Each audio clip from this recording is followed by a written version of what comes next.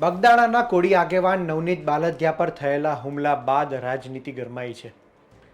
સામાજિક અને રાજકીય આગેવાનો નવનીત બાલદિયાની મુલાકાત કરી રહ્યા છે, તેના હાલચાલ જાણી રહ્યા છે અને સમગ્ર મામલો શું છે તે વિશે જાણકારી મેળવી રહ્યા છે.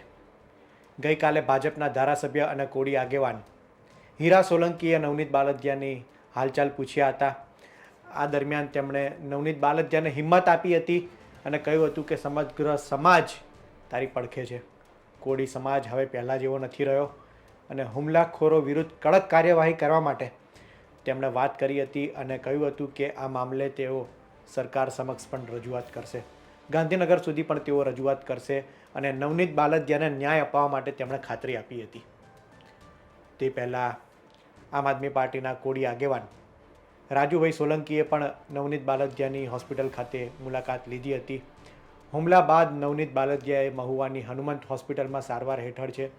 તેના પગ અને હાથમાં ગંભીર ઈજા પહોંચી છે. ત્યારે હવે આ મામલે કોંગ્રેસના પ્રદેશ પ્રમુખ અમિત ચાવડાની એન્ટ્રી થઈ છે. અમિત ચાવડાએ આ મુદ્દે ભાજપ સરકારને આડે હાથ લીધી છે. અમિત ચાવડાએ આરોપ લગાડતા કહ્યું છે કે ભારતીય જનતા પાર્ટીના રાજમાં ગુંડાઓ બેફામ બન્યા છે, ગુંડાઓને કોઈનો ડર નથી. દિન દહાડે અને આ પ્રકારની ઘટનાઓ એ વારંવાર ગુજરાતમાં ઘટતી રહે છે. બગદાણાના કોળી આગેવાન પર જાનલેવા હુમલો થયો છે, ત્યારે અસામાજિક તત્વો ગુંડાઓ વિરુદ્ધ કડક કાર્યવાહી કરવા માટે અમિત ચાવડાએ વાત કરી છે અને સવાલ ઉઠાવ્યો છે. હર્ષ સંઘવી પર પણ તેમણે પ્રહાર કર્યો છે કે પોલીસ એ માત્ર દેખાડા પૂરતી કાર્યવાહી કરી રહી છે. એક તરફ કોળી સમાજનો ગુસ્સો શાંત પાડવાની કોશિશ કરવામાં આવી રહી છે, પરંતુ ગુંડાઓ હુમલાખોરો વિરુદ્ધ કડક કાર્યવાહી કરવામાં આવતી નથી. હર્ષ સંઘવી પર તેમણે સવાલ ઉઠાવતા વાત કરી છે કે આ મામલે પોલીસ કડક કાર્યવાહી કરશે કે કેમ, તેવો સવાલ તેમણે ઊભો કર્યો છે.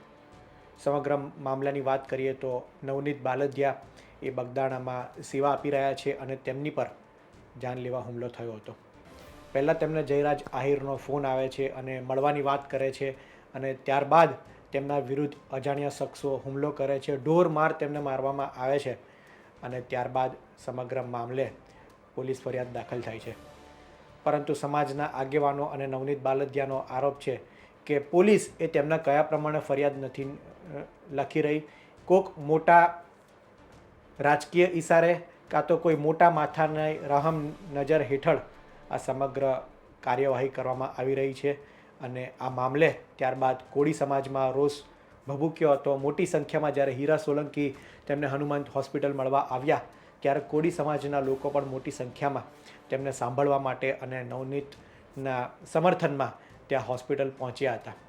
કડક કાર્યવાહી થશે તેવી હીરા સોલંકીએ પણ ખાતરી આપી હતી અને ત્યારબાદ જે વિસ્તારમાં પીઆઈ એ આ સમગ્ર કેસની નિગરાની કરી રહ્યા હતા તેમની પણ બદલી કરી દેવામાં આવી હતી. આ હુમલાની વાત કરીએ તો આ હુમલા બાદ અત્યાર સુધી 8 આરોપીની પોલીસે ધરપકડ કરી હતી અને ગઈકાલે આ આરોપીઓનું રિકન્સ્ટ્રક્શન પણ પોલીસે કર્યું હતું. ત્યારે આગામી સમયમાં આ મામલે શું થાય છે તે જોવું રહ્યું. શું આ હુમલા પાછળ કોઈનો હાથ છે? કારણ કે કોળી સમાજના આગેવાનો જે પ્રમાણે આરોપ લગાડી રહ્યા છે કે કોઈ મોટા માથાની રહેમ અને નિગરાની હેઠળ આ હુમલો કરવામાં આવ્યો હતો. ત્યારે આગામી સમયમાં પોલીસ તપાસમાં આ હુમલા અંગે સત્ય શું બહાર આવે છે તે જોવું રહ્યું.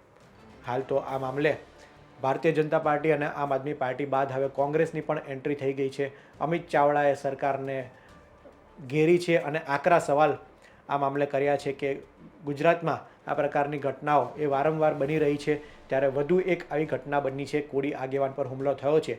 આ મામલે પોલીસ નિષ્પક્ષ તપાસ કરશે કે કેમ અને આરોપીઓ વિરુદ્ધ કડક કાર્યવાહી કરવામાં આવશે કે નહીં તે જોવું રહ્યું.